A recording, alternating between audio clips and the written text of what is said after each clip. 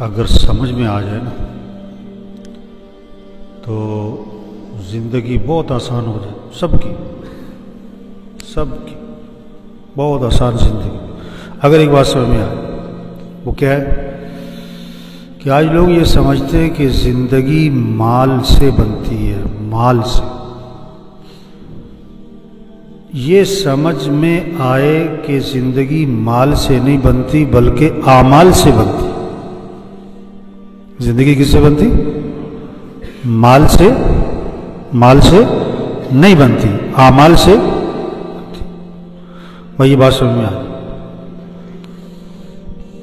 مال سے زندگی بنتی ہے تو دوڑ کس کی؟ مال کی۔ اعمال سے زندگی بنتی ہے تو دوڑ کس کی ہوگی؟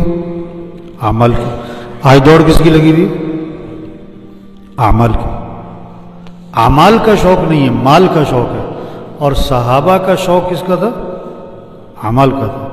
اس لیے ایک دفعہ غریب صحابہ اکٹھے ہو کے نا آپ صلی اللہ علیہ وسلم کی خدمت میں حاضر ہوئے، عرض کہ اللہ کے رسول یہ مالدار بھائی ہم سے آگے نکل گئے، کیسے؟ ہم نماز پڑھتے ہیں وہ پڑھتے ہیں برابر، ہم روزہ رکھتے ہیں وہ رکھتے ہیں برابر، ان کے پاس مال ہے، یہ اللہ کے راستے میں خرچ کرتے ہیں۔ یہ مال اس لیے ہوتا ہے خواہشات پہ، فنکشنوں پہ، تقریبات پہ، دکھلاوے پہ، کھانوں پہ، برتنوں پہ، کپڑوں پہ، زیور پہ، فرنیچر پہ، شادیوں پہ خرچ کرنے کے لیے نہیں ہوتا۔ مال کس لیے ہوتا ہے؟ اللہ کے راستے میں خرچ کرنا۔ ان کے پاس مال ہے اور یہ کیا کرتے ہیں؟ اللہ کے راستے میں خرچ کرتے ہیں۔ یہ غلام خریدتے ہیں، آزاد کرتے ہیں۔ ہمارے پاس مال نہیں، ہم اللہ کے راستے میں خرچ نہیں کر سکتے، خرچ کرنے کے عمل میں ہم پیچھے رہ گئے۔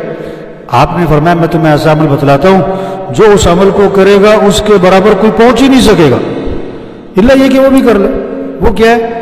فرض نماز کے بعد 33 مرتبہ سبحان اللہ، 33 مرتبہ الحمدللہ، 34 مرتبہ اللہ اکبر۔ جو یہ عمل کرے گا اتنا اجر ملے گا کہ اس کے برابر کوئی پہنچ ہی نہیں سکتا۔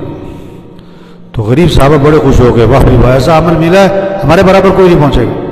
اب فرض نماز پڑھی، جا کے جناب مسجد میں یہ عمل شروع کر دیا۔ تو اس زمانے کے جو مالدار تھے انہیں بھی شوق کس کا تھا؟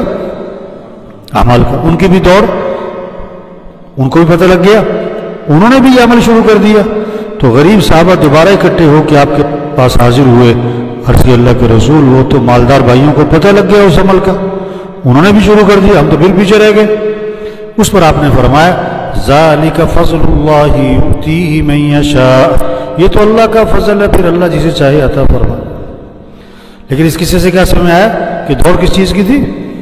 شوق کس چیز کا تھا؟ بس یہ ہے تبلیغ میں ایک ایک کو سمجھاؤ بھائی مال نہیں اعمال سے زندگی بنتی، دوڑ مال کی نہیں اعمال کی لگو، اعمال میں دوسرے سے آگے بڑھو۔ دیکھو ہر آدمی مالدار نہیں بن سکتا اور ہر آدمی دیندار۔ آج مالدار بننے کا شوق ہے کہ دیندار بننے کا؟ مالدار بننے کا۔ آپ نے ایک موقع پر فرمایا اللہ کے نبی نے آج تم میں سے روزہ کس نے رکھا؟ عمل کا پوچھا، یہ نہیں کہ آج تم میں سے پیسہ کس نے زیادہ کمایا، نہیں، آج تم میں سے روزہ کس نے رکھا؟ ایک حضرت ابو بکر سے ہم کھڑے ہو گئے، حضور میں نے روزہ رکھا۔ آج تم میں سے کسی مسکین کو کھانا کس نے کھلایا؟ پھر حضرت ابو بکر رضی اللہ عنہ کھڑے ہو گئے، حضور ایک مسکین کو کھانا بھی کھلایا۔ تیسری بات، آج تم میں سے کسی جنازے میں شرکت کس نے کی ہے؟ پھر حضرت ابو بکر رضی اللہ عنہ کھڑے ہو گئے کہ ایک جنازے میں شرکت بھی کی۔